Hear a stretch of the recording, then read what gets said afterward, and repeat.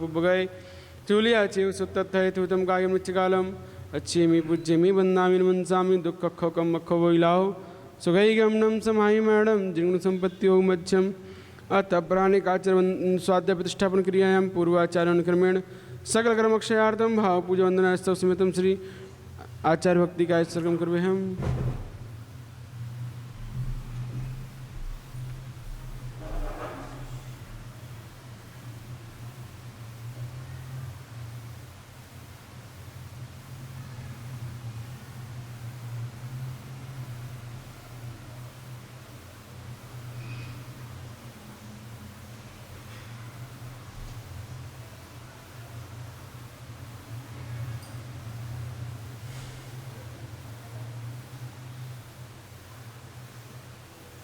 श्री जल्दी पार्केभ्या स परमद्य भावना पटमतिभ्या सुचरितपनिभ्यो नमो गुरुभ्यो गुण गुरुभ्या छत्तीसगढ़ समग्रे पंचव्याचार करन संदर्शे सत्सानुज्ञ कुशले धर्म सदा वंदे गुरुवती संजीवने आदंत संसार सारम घोरम चिन्नन्त्यटिकमं धम्मं मैडम न पावन्ति ये नित्यं मृतमंत्रो मुनिरता ध्यानाग्नियो त्राकुला षट्कर्मा विरतास्तपोदंदना साधुक्रिया साधवा शील प्रवरणा गुण प्रयणा छंदार्थे ज्योतिका मोक्षद्वार कपाट पाटन वटा पीणन्तु मां साधवा कृपा पान्तु नो नित्यं ज्ञान दर्शनायकः चारित्राणो गंभीरा मोक्षमार्गोपदेशका ध्यायवन्ते ऐर्भक्ति कौसकोदसलोचम संवनाने संबंधन सन संदेतानं पंचव्याचारणम् ऐर्यानम् ऐरादिसदनानवदेश्यानम् उवज्जायानं तीरेणगुणपालनयानं सबसावणं नित्यकालं वच्चेमि पूज्येमि।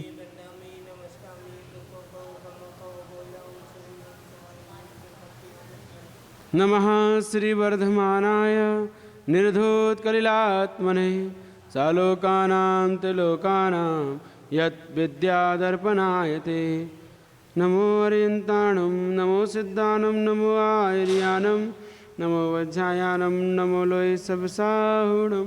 बोले परम पूज्य आचार्य श्री समंतवद साई महामंडराज की, परम पूज्य आचार्य श्री विराग सागर गुरुदेव की, परम पूज्य आचार्य श्री विनम्र सागर गुरुदेव की, द्वादशांग जनवाणी माता की।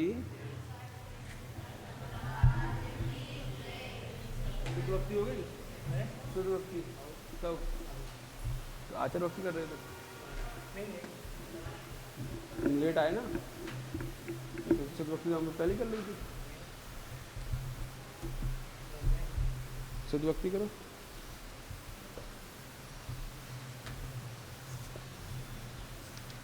कल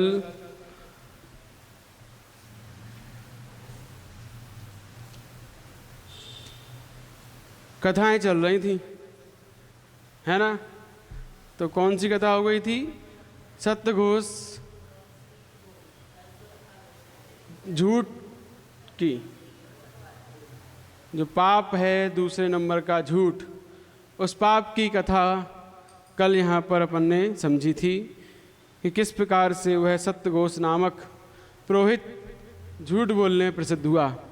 झूठ पाप के कारण उसकी कहाँ कहाँ दुर्गति हुई, है ना? गोबर खाना पड़ा, मुक्के भी खाने पड़े और धन से भी गया। तीनों प्रकार से वह बेचारे की हालत बड़ा खराब रही और मरकर दीर्घ संसारी हुआ। और क्या बना? सांप बना। तो इसीलिए ऐसे झूठ से बचना चाहिए, जिस झूठ को बोलने से ऐसी खोटे परिणाम भुगतने पड़ते हैं। अब तीसरा पाप कौन सा है? चोरी। अब उस चोरी में कौन प्रसिद्ध हुआ? तापस की कथा, एक तापसी की। तो वत्स देश के कौशाम्बी नगरी में राजा सिंहरथ रहता था। उसकी रानी का नाम विजया था। वहाँ एक चोर कपट से तापस होकर रहता था। एक चोर था और क्या रहकर रहता था? तापसी बनकर। तो वह दूसरे दिन भूमि का स्पर्श ना करता हुआ लटकते हुए सीके पर बैठकर दिन में पंचाग्नि तप करता था और रात्रि में कौशाम्बी नगरी को लूटता था। इस प्रकार से कार्य करता था। दिन में तो पंचाग्नि चारों तरफ उसने अग्नि जला ली, चारों तरफ अपने शरीर के, और बीचों बीच बैठ गया।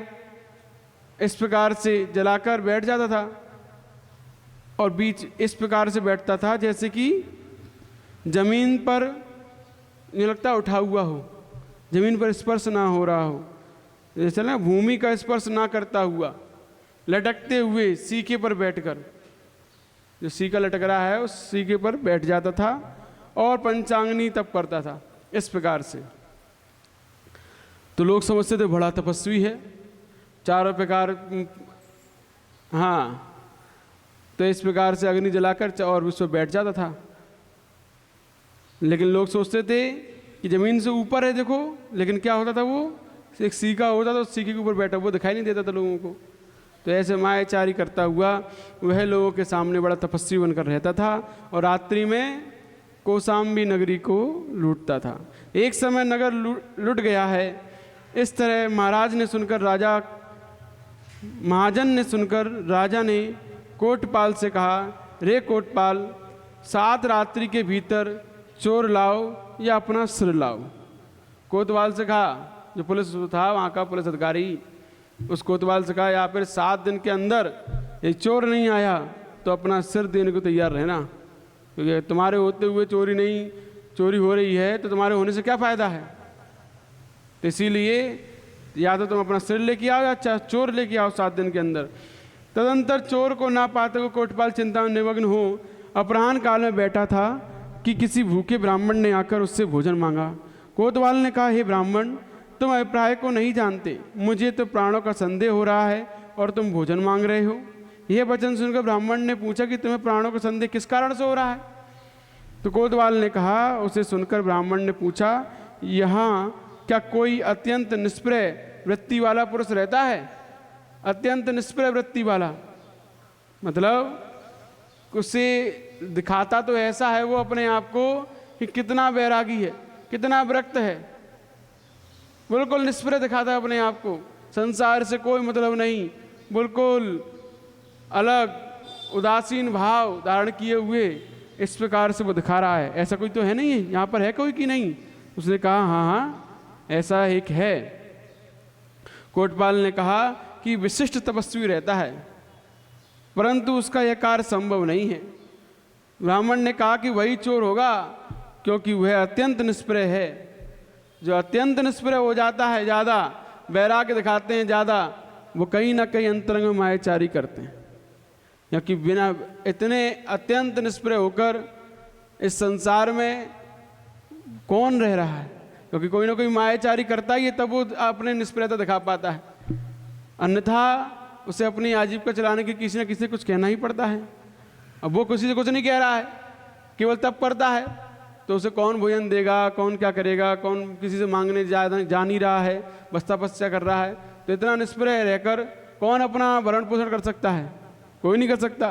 तो कौन है? तो एक विशिष्ट तपस्वी है जो निरंतर तपस्या में लगा रहता है, कुछ नहीं करता है, तो वो ही चोर होगा। फिर उस ब्राह्मण ने कहा कि वही चोर होगा, क्योंकि वो जानता है, ब्राह्मण लोग जानते हैं ब्राह्मणों की स्थिति है।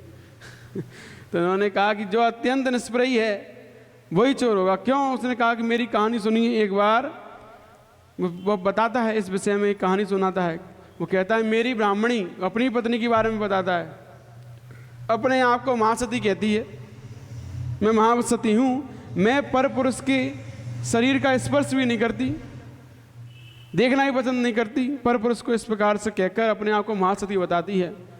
यह कहकर तीव्र कपट से समस्त शरीर को कपड़े से आच्छादित कर अपने पुत्र को दूध पिलाती है, पूरा ढककर अपने आप को, फिर अपने पुत्र को दूध पिलाती है। तो इस प्रकार से अपने आप को महासती साबित करती है कि मैं महासती हूँ, परंतु रात्रि में घर के बरेदी के साथ कुकर्म करती है। तो घर के ही किसी चौकीदार या आदि काम करने वाले के साथ कुकर्म करती है। तो ऐसी जो अपने आप को महासती बता रही हैं, ज़्यादा लज्जा दिखाती हैं, ऐसी महिलाएं कहीं ना कहीं कोई ना कोई कारण से निष्प्रयता दिखाती हैं। क्यों दिखाती हैं निष्प्रयता? उनके पास कुछ है इसलिए निष्प्रयता दिखा रही हैं। तो मायाचारी करते हुए, तो उसने कहा ये पहली कहानी। फिर दूसरी कहानी सुनाता है वो, यह देख मुझे बैराग हो गया। ब्राह्मण ने कहा, यह देख मुझे, एक तो अपने आप को महासती बताती है, फिर ऐसे कुकर्म करती है, यह देख मुझे बैराग हो गया और मैं मार्ग में हितकारी भोजन के लिए स्वर्ण सलाका को बांस की लाठी के बीच रखकर तीर्थ यात्रा के लिए निकल पड़ा। तो ब्राह्मण एक स्वर्ण सलाखा को जिसको जो उसके पास थी वो लाठी के बीच में उसे डाल के और तीर्थ यात्रा के लिए निकल गया। आगे चलने पर मुझे एक ब्रह्मचारी बालक मिल गया, वह हमारे साथ हो गया। मैं उसका विश्वास नहीं करता था, इसलिए उस लाठी को बड़े यत्न से रक्षा करता था कि ये कहीं लाठी लेके ना भाग जाए। ब्रह्मचारी बन के तो आ गया मेरे साथ रहने के लिए, क्या पता इसके मन में खोट हो, क्या हो, ये लाठी लेके चला जाए, मेरी स्वर्ण सलाखा भी ले जाए। तो ऐसा सोचकर वो लाठी की बड़ी रक्षा करता था। तो उस बालक ने ताड़ लिया कि इस लाठी में कुछ ना कुछ तो है, ये छोड़ता ही नहीं है ना। तो वो समझ गया तो इसके भीतर कुछ धन है। तो एक दिन वह बालक रात्रि में कुंभकार के घर सोया। रात्रि में जा रहे थे तीर्थ यात्रा करते हुए, रात्रि में कुंभकार का घर पड़ा, वहाँ सो गए।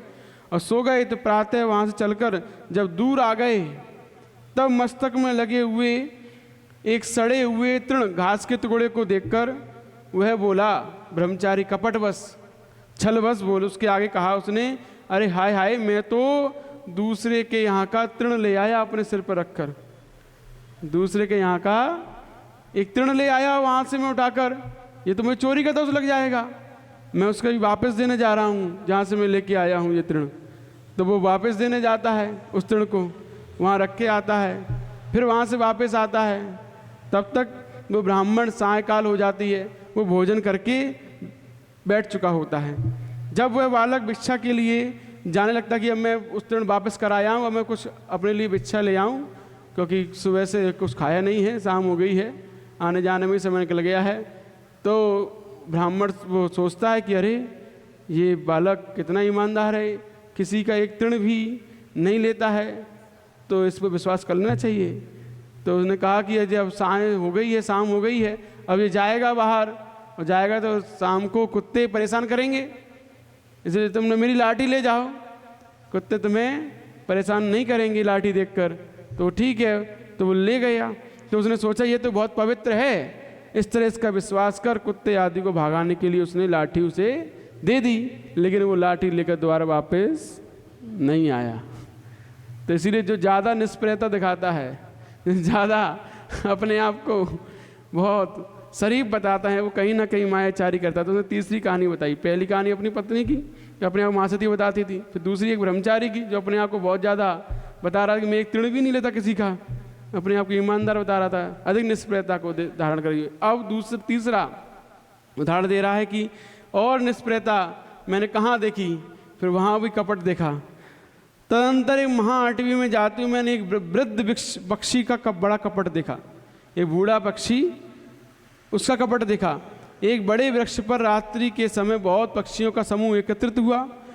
उसमें अत्यंत वृद्ध पक्षी ने रात्रि के समय अपनी भाषा में दूसरे पक्षियों से कहा कि हे पुत्रों, अब मैं अधिक चल नहीं सकता, कदाचित भूख से पीड़ित होकर आप लोगों के पुत्रों का भक्षण कर जाऊं, इसलिए प्रातःकाल आप लोग मेरे मुख को बांध कर जाइएगा, अन्यथा क्या पता मैं तुम्हारे बच्चों को खा जाऊं भूख के मारे। तो पक्षियों ने कहा कि हाय पिताजी, आप तो हमारे बाबा हैं, आप में इसकी संभावना कैसे की जा सकती है कि आप हमारे बच्चों को खा जाएंगे। तो वृद्ध पक्षी ने कहा, वक्षिधा किम न करो थी पापम, भूखे लोग कौन सा पाप नहीं करते हैं, सब पाप कर जाते हैं जब पेट में भूख लगती है, तो इसलिए भूखा प्राणी क्या पाप नहीं करता है। इस तरह प्रातःकाल सब पक्षी उस वृद्ध के कहने से उसका मुख बांधकर चले गए। सुबह होते ही दाना चुगने के लिए इधर उधर घूमने के लिए निकल गए। सुबह पक्षी होता ही है, ये पक्षियों की कहानी यही है, शाम होते ही अपने बसेरे पे आ जाते हैं और सुबह होते उड़ जाते हैं। तो ऐसे ही उन्होंने किया कि वो शाम होते इकट्ठे हुए और सुबह होने पर चले गए अपने बच्चों को छोड़कर।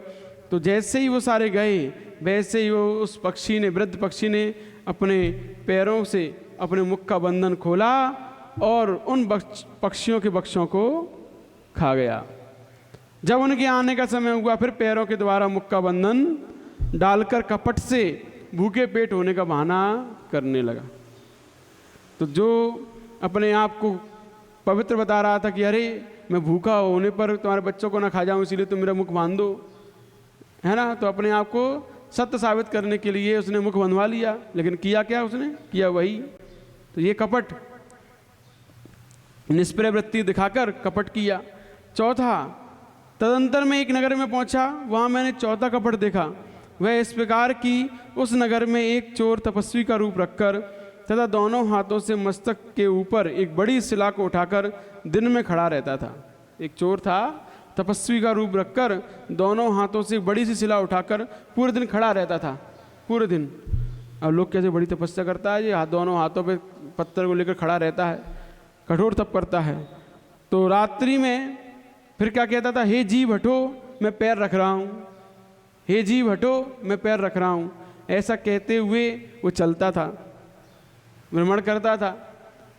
हे जीव हटो मैं पैर रख रहा हूँ, मतलब पैर रखने से पहले जीवों से कहता तुम हट जाओ मैं पैर रख रहा हूँ। तो जीव दया दिखाता था अपने अंदर इनकी।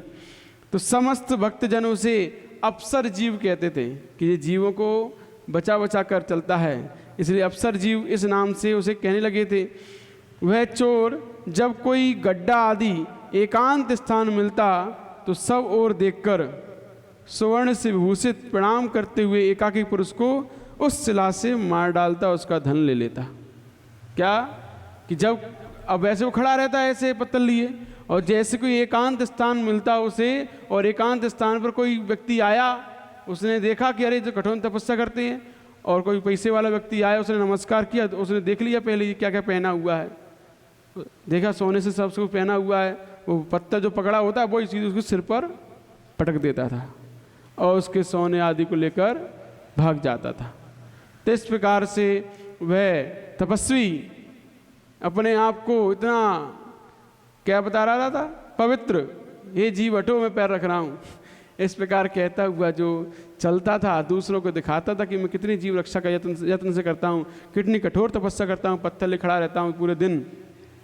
लेकिन जैसे ही एकांत स्थान मिलता था, कोई दिखाई देता पैसे वाला व्यक्ति सोने चांदी से लदा हुआ, हार वस्त्र मुकुटमाला पहने हुए, तो वही पत्थर उनके सिर पर पटक देता था। ऐसे कपट के साथ जीवन जीता था निष्प्रय वृत्ति वाला वह तपस्वी। अब पुत्र का स्पर्श ना करने वाली स्त्री, पुत्र का भी स्पर्श ना करने वाली, जो पुत्र को भी जब दुग्ध पान करा रही थी तो कैसे अपने शरीर को पूरा ढक के फिर बच्चे को दूध पिलाती थी, ऐसे इसमें कहा है। उसका क्या कहते हैं, उदाहरण दिया सबसे पहले कि जो स्त्री अपने पुत्र का भी स्पर्श नहीं करती थी, उसको भी परपुरुष कहती थी, लेकिन बाद में अपने घर के ही कर्मचारी के साथ कोई कर्म करती थी। तिड़ का घात न करने वाला ब्राह्मण, जो एक तिड़ का भी चोरी नहीं करना चाहता था, ऐसा ब्राह्मण, वन में काष्ठमुख पक्षी और जो अपने मुख पर कपड़ा बंधवाने वाला पक्षी, और नगर में अप्सर जीवक, ये 4 महाकपट मैंने देखे हैं जो अपने निष्प्रय वृत्ति कारण से अपने आप को सती बताते हैं, बढ़िया बताते हैं और कपट करते हैं। तो ऐसा कहकर तथा कोतपाल को धीरज बांधकर वह ब्राह्मण सीके में रहने वाले तपस्वी के पास गया, और तपस्वी के सेवकों ने उसे वहाँ से निकालना भी चाहा, परंतु वह रात्यंध बनकर वहीं पड़ा रहा और एक कोने में बैठ गया। क्या रात्यंध मुझे रात्रि में दिखाई नहीं देता है, इसीलिए मैं यहाँ रुकना चाहता हूँ, सुबह होने पर चला जाऊँ कि रात्रि में मेरी आंखें काम नहीं करती हैं, मैं रात्रि में अंधा हो जाता हूँ। ऐसा कहकर वो वहाँ पड़ा रहा और एक कोने में बैठ गया।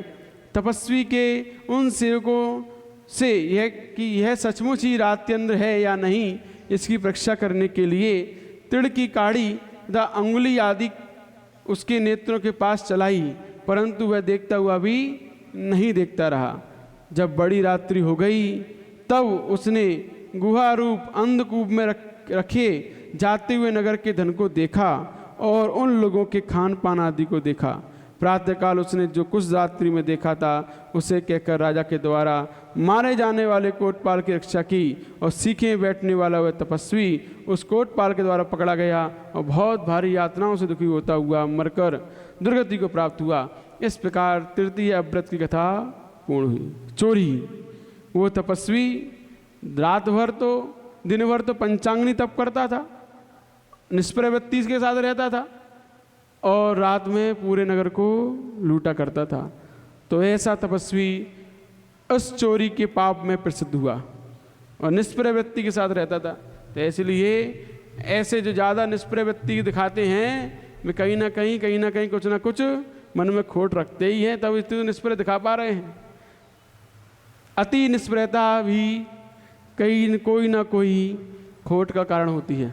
अति निष्प्रयता और अति संसार की लालसा, ये भी खोटे कारण है। तो अति सर्वत्र वर्जते, अति सब जगह वर्जित होती है। तो अति निष्प्रयता भी कार्य नहीं कर पाती है हीन शयन में, और अति लालसा तो है ही दुर्गति कारण। तो इसीलिए हमें मध्यम मार्ग चुनते हुए उत्कृष्ट साधना का लक्ष्य रखते हुए अपनी जीवन शैली आजीविका चलानी चाहिए। अन्यथा अति निष्प्रयता करने पर उसका कोई ना कोई दूसरा अल्टरनेट निकालना ही पड़ता है, तब अपन रह पाते हैं सही तरीके से। दूसरों के सामने तो हम अपने आप को निष्प्रय दिखाएंगे, अरे हम कुछ नहीं करते, किसी कुछ नहीं कहते, कुछ नहीं दूसरों के सामने, लेकिन अंदर ही अंदर क्या क्या चलता रहता है किसी को कुछ नहीं पता होता है ना। तो ऐसे दूसरों के सामने तो निष्प्रयता दिखाई देती है कि अरे वहाँ ये होता है, वहाँ ये होता है, इतने निष्प्रय हैं, इतने तपस्वी, इतने ये हैं वो हैं, किसी से कुछ नहीं कहते, ये नहीं होता वो नहीं होता वहाँ पर। लेकिन तुम्हें क्या पता वहाँ क्या क्या होता है, अंदर ही अंदर सब होता है और बाहर सब जगह को निष्प्रयता दिखाई देती है। तो ऐसे भी कई उदाहरण हमने लोगों ने देखे होंगे, सुने होंगे। तो ये अचौर्य अणुव्रत में दोष है ये, कि बाहर कुछ अंदर कुछ। इसीलिए अपनी जितनी शक्ति है उतना करने का प्रयास करना चाहिए।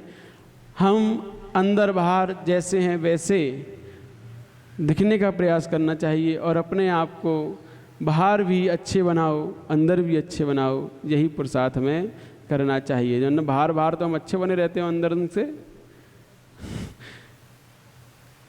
अब इसके बाद यमदंड कोतवाल की कथा, ये किस में प्रसिद्ध हुआ है? अब्रह्म में,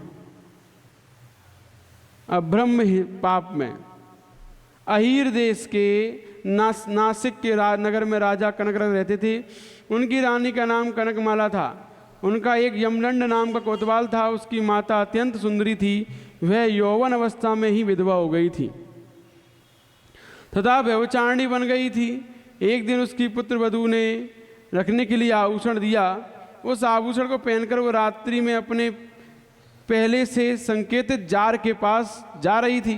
तो यमदंड ने उसे देखा और एकांत में उसका सेवन किया। यमदंड ने उसका आभूषण लाकर अपनी स्त्री को दिया। स्त्री ने देखकर कहा कि यह आभूषण तो मेरा है, मैंने रखने के लिए सास के हाथ में दिया था। स्त्री के वचन सुनकर यमदंड कोतवाल ने विचार किया कि मैंने जिसके साथ उपयोग किया है वह मेरी माता होगी। तदंतर यमदंड माता के जार के संकेत ग्रह पर जाकर उसका पुनः सेवन किया और उसमें आसक्त होकर गूढ़ रीति से उसके साथ कुकर्म करने लगा। एक दिन उसकी स्त्री को जब यह सहन नहीं हुआ तो उसने अत्यंत कुपित होकर धोबिन से कहा कि हमारा पति अपनी माता के साथ ही रमण करता है।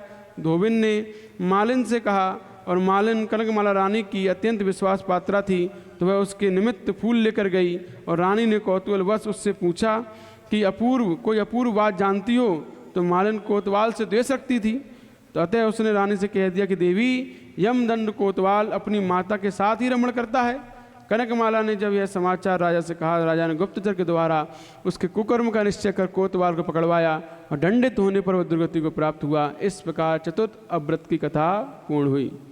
तो ऐसा वह कोतवाल जो अपनी माता के साथ ही कुकर्म किया उसने अंधेरे में, और पता चलने पर कि मेरी माता ही है, फिर भी उसके साथ करता रहा कुकर्म, उसी के साथ रमण करता, ऐसा यह कोतवाल राजा के द्वारा पकड़ा गया और अब्रह्म सेवन में प्रसिद्ध हुआ। अब्रह्म पाप में जिसकी दुर्गति हुई है और चारों गतियों में ये भटक रहा है संसार भ्रमण करते हुए। इसलिए ऐसा अब्रह्म सेवन पर स्त्री की तरफ निगाह भी नहीं डालनी चाहिए, जिससे कि हमारा संसार में परभ्रमण हो, और ना स्त्रियों को पर पुरुष की तरफ, जिससे कि संसार में उन्हें खोटी गतियों में दुर्गतियों में भटकना पड़े। क्योंकि ये वासना इस प्रकार का पाप है जो किसी को नहीं छोड़ती है। इसीलिए इससे बचने का प्रयास हमें सदैव करते रहना ही चाहिए। अब इसके आगे परिग्रह पाप से निवृत्ति न होने के कारण समश्रु नवनीत ने बहुत दुख प्राप्त किया। अब यहाँ समस्व नवनीत की अंतिम कथा, जो परिग्रह में आसक्त था, लोभी था, लालची था। अयोध्या नगरी में भवदत्त नाम सेठ रहता था। उसकी स्त्री का नाम धनदत्ता था और पुत्र का नाम लुब्धदत्त था। एक बार वह लुब्धदत्त व्यापार के निमित्त दूर गया। वहाँ उसने जो धन कमाया था वह सब चोरों ने चुरा लिया। तदंतर अत्यंत निर्धन होकर वो किसी मार्ग में जा रहा था। वहाँ उसने किसी समय एक गोपाल से पीने के लिए छाछ मांगी। छाछ पी चुकने पर उसका कुछ मक्खन मूँछों में लग गया। उसे देख उसने वह मक्खन यह विचार कर लिया कि इससे व्यापार होगा। इस तरह वह प्रतिदिन मक्खन का संचय करने लगा, जिससे उसका समस्व नवनीत यह नाम प्रचलित हो गया। इस प्रकार जब उसके पास एक प्रस्थ प्रमाण घी हो गया, तब वह घी के बर्तन को अपने पैरों के समीप रखकर तथा शीतकाल होने से झोंपड़ी के द्वार पर पैरों के समीप अग्नि रखकर बिस्तर पर पड़ गया। वह बिस्तर पर पड़ा पड़ा विचार करता है कि इस घी से बहुत धन कमाकर मैं सेठ हो जाऊंगा। फिर धीरे धीरे सामंत, महासामंत, राजा, अधिराजा आदि के पद प्राप्त कर क्रम से सबसे बड़ा चक्रवर्ती बन जाऊंगा। उस समय मैं सात खंड के महल में सैया तल पर पड़ा होऊंगा। चरणों के समीप बैठी हुई सुंदर स्त्री के मुट्ठी से मेरे पैर दबाएगी और मैं इसने बस कहूँगा कि तुझे पैर दबाना भी नहीं आता। ऐसा कहकर मैं पैर से ताड़ित करूँगा उसे। और ऐसा विचार कर उसने सचमुच ही अपने आप को चक्रवर्ती समझ लिया और पैर से ताड़ित कर घी का बर्तन गिरा दिया। तो उस घी के द्वार पर रखी हुई अग्नि बहुत जोर से प्रज्वलित हो गई और द्वार जलने लगा, जिससे इच्छाओं के प्रमाण से रहित वह निकलने में असमर्थ हो वहीं जलकर मर गया और दुर्गति को प्राप्त हुआ। इस प्रकार पंचम अव्रत कथा पूर्ण हुई। तो सोचिए, वह समस्व नवनीत नाम का एक व्यक्ति जो निर्धन हो गया था, और निर्धन होने के बाद जब उसने एक व्यक्ति से छाछ मांगी और छाछ पी तो उसके मुंह में मक्खन लगा रह गया। तो उसने कहा मक्खन को इकट्ठा कर करके मैं व्यापार करूंगा। तो उसने मक्खन को इकट्ठा प्रारंभ करना शुरू कर दिया और उसने मक्खन को इकट्ठा करता रहा। जब उसके एक प्रस्थ मक्खन उसके पास हो गया, घी हो गया, अब वो रात में अग्नि जलाकर उसने अपने बिस्तर के पास रख दी। ठंडी के दिन थे, सर्दियों के दिन, तो रखी हुई थी अग्नि जिससे गर्मी ना ठंडी ना लगे। और पैर के पास उसने वो मटकी रख ली जिससे कोई चोरी ना करके ना ले जाए। और रात में सोते विचार कर रहा है कि इस घी को बेचकर मैं बहुत धनवान हो जाऊंगा, फिर मैं सेठ हो जाऊंगा, फिर धीरे धीरे सामंत होऊंगा, फिर महासामंत हो जाऊंगा, फिर राजा बनूंगा, फिर राजा के अधिराजा बनूंगा, फिर अधिराजा से मैं चक्रवर्ती बनूंगा। और चक्रवर्ती बन के मैं चक्रवर्ती के कितने खंड का महल होता है? 7 खंड के महल। इसमें 7 खंड का लिखा है, जबकि वो 84 खंड का होता है। तो 7 खंड के महल पर मैं सोऊंगा और वहाँ सो रहा होऊंगा और मेरी पत्नी मेरे पैर दबा रही होगी और उससे कहूँगा कि तो पैर दबाना नहीं आता, और उसे लात दूंगा उसमें एक जैसे उसमें लात मारता है, लात कहाँ पड़ती है? मटकी में घी के, और घी का मटकी उसमें घी में अग्नि में जाकर गिर जाता है और वो और प्रज्वलित हो जाती है अग्नि। लेकिन वो तो अपने विचारों में ही खोआ होता है कि मैं ये करूँगा। तो इस प्रकार उसका परिग्रह की इच्छा कितनी ज़्यादा हो जाती है कि चक्रवर्ती तक की उसने सोच ली कि इतना परिग्रह मुझे करना है, इतना इकट्ठा करना है। तो सोचने में ही वह परिग्रह के पाप से दुर्गति को प्राप्त होता है। अभी कुछ नहीं है उसके पास, केवल एक मटकी घी था, वो भी जल गया। लेकिन सोच क्या रहा था वो कि मैं चक्रवर्ती बनूंगा, ऐसा होगा मेरे पास, वैसा होगा। तो ये सब सोचने मात्र से ही वह दुर्गति को प्राप्त होता है, इस परिग्रह के पाप के कारण। कुछ भी नहीं है, लेकिन सोचने मात्र से ही परिग्रह कितना सारा पाप लगा उसे।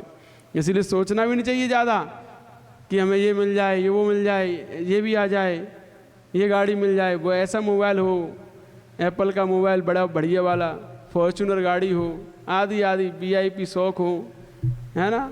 तो ऐसे सोचना भी परिग्रह है। और परिग्रह पाप कहाँ ले जाता है? ये सांप बनाता है परिग्रह पाप। खजाने में जाकर वहाँ जाकर वो सांप बनता है और खजाने का रक्षा वो करता है।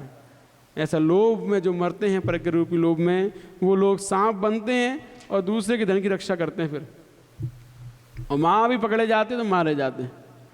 तो इसीलिए ऐसे परिग्रह की इच्छा भी नहीं करनी है उसको बढ़ाना नहीं है, और नहीं है तो इतना लंपटता भी नहीं दिखानी है कि इस परिग्रह के कारण हम इच्छा में मर जाएं।